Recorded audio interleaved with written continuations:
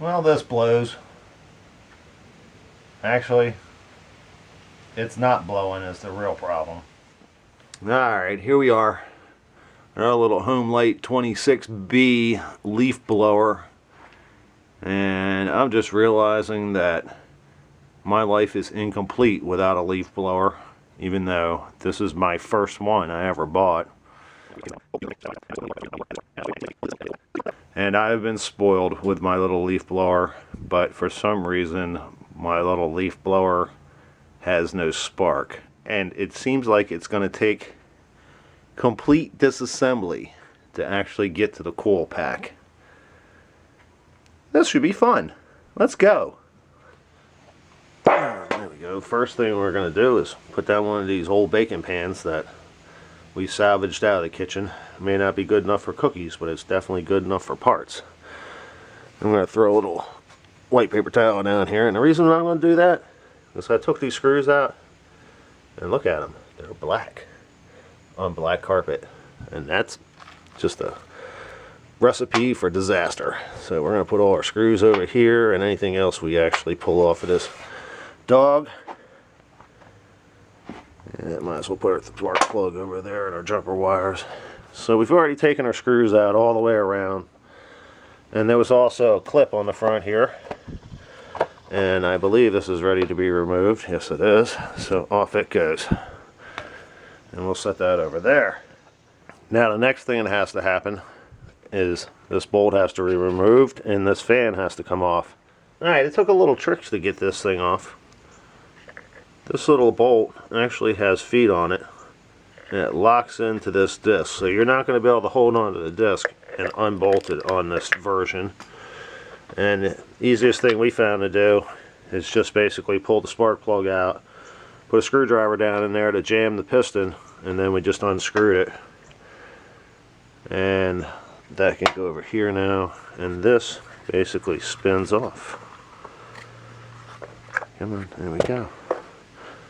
And we'll put you over there. Now you need to take everything off the other side. Also be aware that when you tilt this over, this washer, and there's also a sleeve in here, that will actually come off. Alright, on this side we just removed all these screws. That way we can take this guy right off.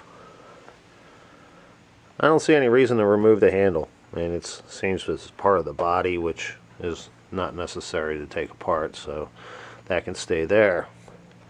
So now once again we flip back over to the other side, and we need to get these four out, and this body should lift off. Okay, with these four loosened, and by the way, this is a screwdriver that you would use for like tail lights and such on a car. You know, it's that size. I'm just lucky enough I have one. I actually don't have a lot of these stars. But with those four removed, you can actually pick this up off of the motor. Now, just an FYI also, for all those who need to replace the drawstring, that's where you have to go to do that. It's basically, you would unscrew these three screws. You would take this out. It's a shaft right there. You would put the new one in, thread your string up through here, and as you can see there's a knot tied in the end. You tie your knot in the end, you wind this up to where it needs to be, just so it has a little tension. You tighten it back down in place. You're done. You move on to rebuilding the blower back the way it was. In our case, we have to set this guy aside. And what we're attempting to replace here is this SF26 ignition module. And with that, we take these two screws out, remove it, take this Coca-Cola cardboard piece, put it in place so they don't actually touch, and then we'll install the new one. Okay. We've got our old ignition coil taken out by removing these two screws and lifting.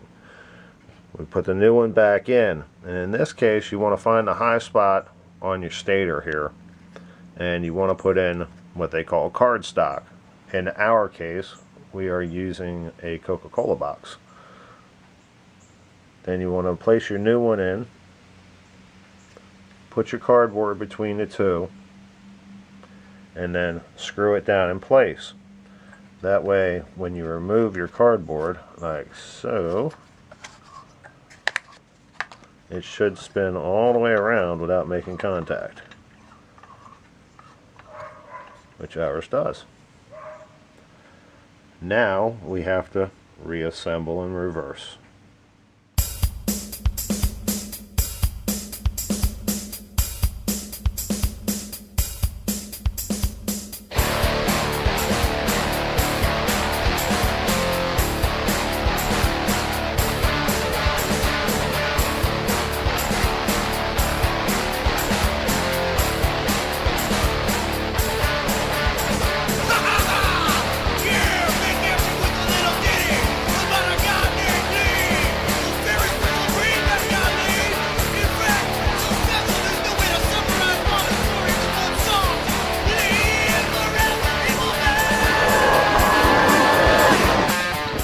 There's our leaf burrow project.